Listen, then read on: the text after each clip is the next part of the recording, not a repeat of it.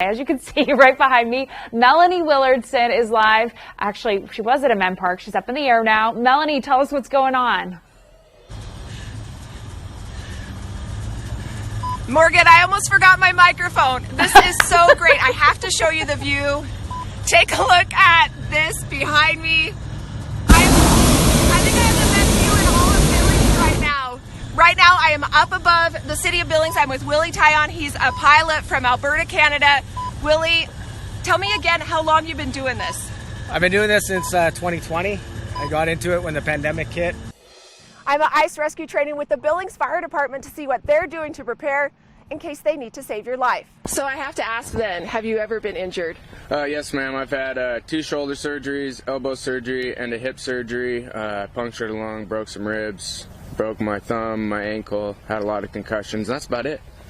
That's about it. Yep, that's it. That's about it. Take a look at this. Wow. You're looking at 2 lanes of cars.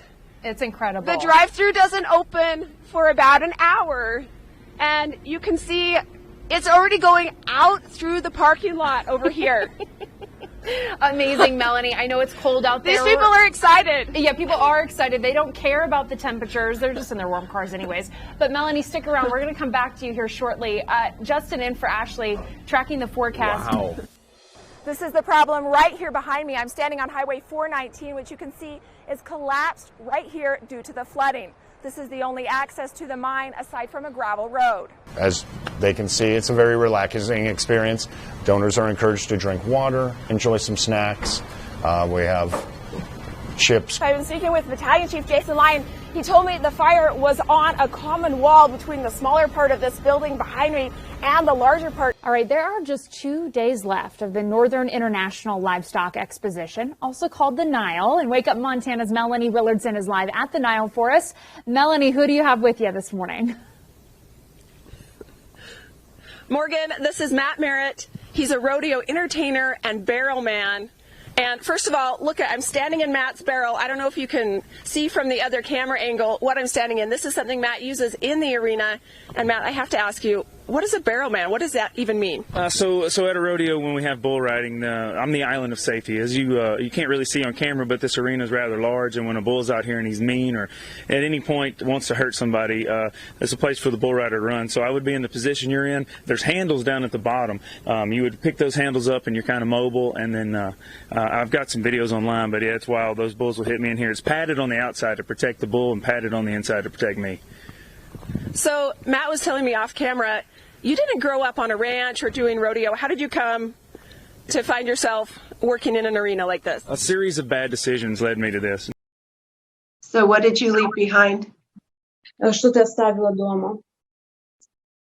Все оставила.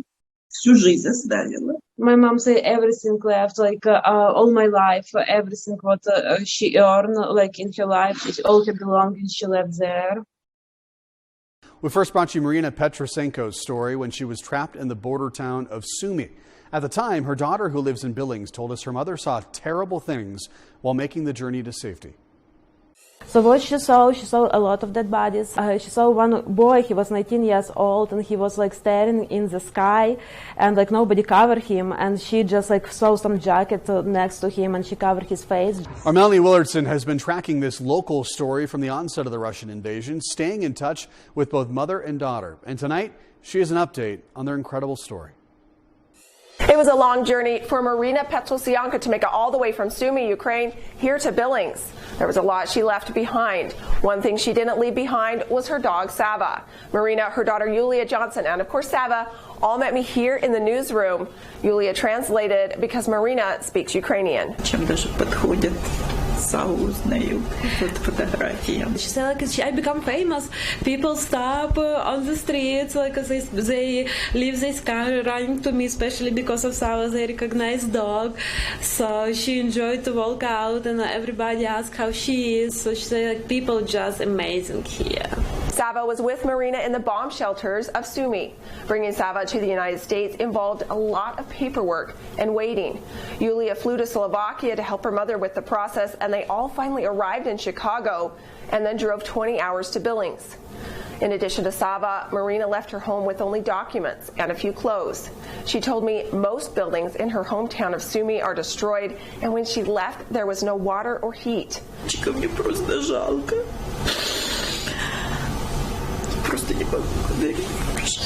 says it's hard to go through it, but she says it's like there was like a ray of sunrise. It's our military, our guys from the territorial defense. She says that like they were so polite, they were so understanding. So like because they went through a lot of checkpoints. Marina told me she'll probably be here in Billings until things calm down in Ukraine. She's a counselor and she's continuing to provide telehealth calls. Reporting in Billings, I'm Melanie Willardson, Montana Right Now. Many are getting ready to watch Cat Grizz this Saturday. Nonstop Local's Melanie Willardson actually talked to a couple heading to the game from Billings who are not cheering for the same team. So that's got to be fun. Good morning, Melanie. Morgan, I had the absolute pleasure of chatting with Jenny and Chase Berg. They were married in June of 2019. They quickly realized they have one big difference. Chase cheers for the Grizz, Jenny for the Cats. Listen to this. To be honest, I think on our first date, she was wearing Cat stuff and I was wearing Grizz stuff. We were only dating 1 month when we went to our first Bobcat Grizz game in Missoula. Yeah. And we got You Guys Will Never Last. Yep. A lot of times. The good-hearted rivalry goes beyond the game. Check out this bar in their house. Chase told me his dad made it for them, and the rivalry even found its way into their wedding, complete with a Bobcat Grizz wedding cake. Check out some of these other decorations, and they told me guests were asked to not necessarily sit with family. Listen to this. One of her bridesmaids is a Grizz fan. She's still so their family sat on my side because they were Grizz fans, and then I had some family that were Bobcat fans, so they sat on the Bobcat side. Jenny and Chase are headed up to the game this weekend. I asked them if they ever get comments since they each cheer for a different team, and they said all the time. I'm Melanie Willardson, Nonstop Local. That's where opposites really attract, Melanie. We love that type of story. Flood victims in Montana are busy trying to clean up and get back into their homes. Some are also dealing with a new challenge, fraud. Montana Right Now's Melanie Willardson has more. I'm here in Fromberg, where Rebecca Shaw and her family have spent dozens of hours trying to get FEMA assistance, but it's been difficult because at the same time, someone else is trying to get their FEMA assistance. Rebecca Shaw said when she tried to set up an online FEMA account, she discovered someone else had already set up an account in her husband's name. They already had his social security number and his date of birth, and they put in a phone number that we don't know. Shaw worked with FEMA to try to straighten things out, but she found fraudulent information in her account again. And I said, okay, what bank is on there for the routing number? Because mine's Wells Fargo, and they're like, it's not Wells Fargo, and we already released funds. And I said, well, that's not us. And again. While I was on the phone with the FEMA agent yesterday, he called in and was trying to find out when he would be getting money. I mean, while I was on the phone at the same time. What we were told is that the supervisor in the fraud department is supposed to set up a whole new account, and we have to start over. The disaster relief coordinator in Fromberg, Tina Faust, told me Rebecca's family is one of 6 families in town who are victims of fraud. It's like trying to rebuild and then get knocked down to your feet again, off your feet again. It's like, yeah, it's devastating. FEMA Representative Anthony Main said it's disappointing, but not unusual, to see people try to get money meant for disaster victims. He said if you're a victim of fraud, you can call the Department of Homeland Security or Montana Disaster and Emergency Services at one of the phone numbers on your screen. In Fromberg, I'm Melanie Willardson, Montana Right Now. Well, this week at Metro Park in Billings, 4-H kids and teens are showing off all of their hard work at Montana Fair. Our Melanie Willardson stopped by the Expo Center at the Metro today and has more on what you can expect to see if you check it out. There are 431 kids and teens showing animals here at Montana Fair this year. Tucker Atkins is one of them. He's here with a steer, pigs, and 2 sheep. He says he goes to shows all year, but Montana Fair is the big show. At the end of the year, this is the final payoff for us. This is the big show. We get to show off our project to the public, show it off to each other. Adkins said Montana Fair is a great way to earn a little money and make a lot of connections. Tucker wants to have a small herd after high school. He said selling animals is definitely the hardest part, especially when you get attached to them.